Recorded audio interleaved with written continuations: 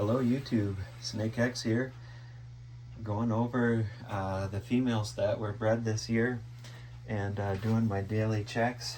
And this little sweetheart here looks like she's given up the eggs today. And so what we're looking at here is a fire het clown. She was produced on June 16th of 2022. So she's a fire het clown, and I bred her to my male black pastel orange dream clown, and he was produced in 2021. So best case, best chances out of this would be black pastel orange dream fire clowns. So I was just here with my nephew, I don't know, about an hour ago, and we were looking this over. And I thought we counted 8 eggs, and it doesn't look like she's pushed any more out here. And so, at any rate, I'm gonna give it a go here. She's really defensive, and for good reason. And so let's see if we can't talk her out of these eggs here. All right.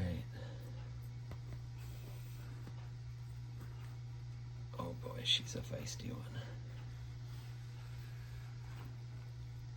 Okay, so as it looks, folks, she looks like she has laid all her eggs, and so now we'll go to step 2 here.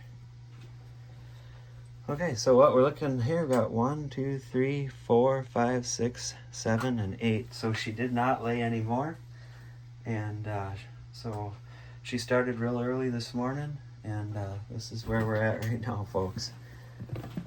Okay, hold tight here. Okay, we're back. So now, what I'm going to do now is I have some coarse vermiculite set up here in a standard shoebox, and I got it moistened to the point where if you take a handful and squeeze it, you'll just barely get water to drip out of your hands. And so, okay, so we'll get these separated, and then we can candle them. And so what I usually like to do is just slowly work my finger and just ever so gently separate those eggs.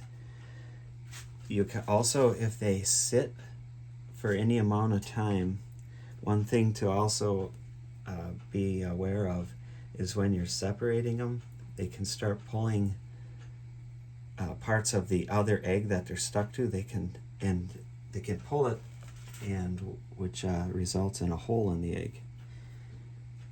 And so I just slowly work it around. Try to use both eggs, but they're quite pliable, so you can kind of get your fingers in there. And the reason why I separate them, it's just what I learned early on. And so the reason I do it is because then I can candle the eggs, and I can make sure that the air bubble is at the top of the egg, which is crucial for the development of the young ones. So, okay, for the sake of time, I'm going to pause the video and finish separating these. All right, hold tight. Okay, so this spot right here is what I was talking about, when they can start pulling each other apart, and that's what you want to be careful of, that you don't tear the eggs. You can just see how I'm slowly working that around. Ever so slowly. And it's not a race, folks. It's not a race. All right, hold tight. Okay, we're in the dark room now. So what I did is I finished separating the eggs, and now what I'm going to do is verify that the air bubble is to the top of the egg. And so as I look at this animal here, or this egg here rather, and I look, you can see this right here on the top of my thumb. You see that little thing jiggling around in there? That is the embryo. And that is the part you want to have facing up. Okay.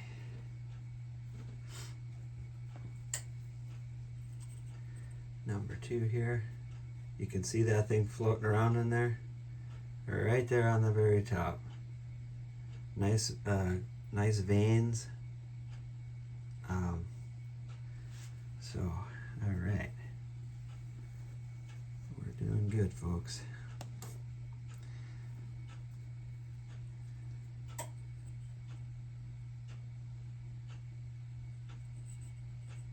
That one there's pretty obvious too.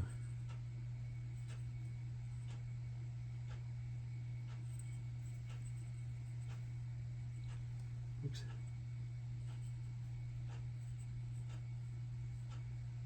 Kind of a weird one. Okay, but good veins and an air bubble nonetheless. Okay, here's number 4. You can see how easy it is to see that air bubble jiggling around in there. So it's not rocket science. More like rocket surgery. Okay, here's a good one. See how I rotate that around, and there's the air bubble. So if that egg would have stayed stuck the way it was, that air bubble would have been way off to the side. You can see that jiggling around in there. That's what you're looking for. Okay, here's number 6. This is a smaller egg.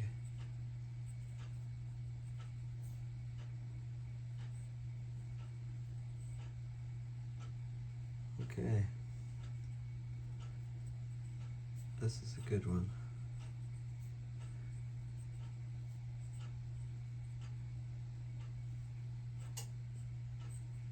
Okay, my best guess is that embryo is right there.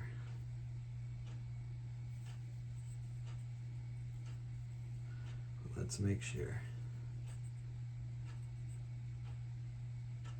Yeah. Okay. So that was number 6. And you can see here I don't have any of them touching. I have just a little bit of space between them. Some folks like to put straws and different things in the egg boxes to keep them from touching. But I find that once you put them in the incubator, you usually don't touch them anyway. So, okay. So this one right here, you can see that air bubble wiggling right there.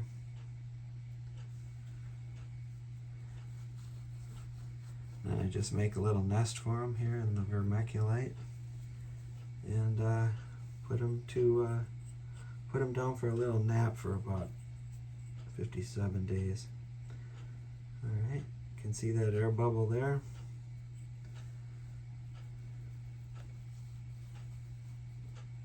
Okay, I'm going to turn the lights on, and then we'll cradle these eggs down in the vermiculite just a little bit better. Hold tight. Okay, so I got them all set up now. I got all the eggs positioned in here, so the air bubbles are all to the top. I kind of got them nested in the vermiculite. Next step will be I will take press and seal, and I'll press and seal that the top of this. I'll put the lid on and into the incubator for 57 days. I just thought it notable, maybe we should look at the male, that's the sire to this clutch, before I have my last words. Hold tight. Okay, so here's the male I used in this pairing. So again, she was a fire het clown, and this here is a black pastel orange dream visual clown. And so yeah, so this is him, and so stay tuned, folks.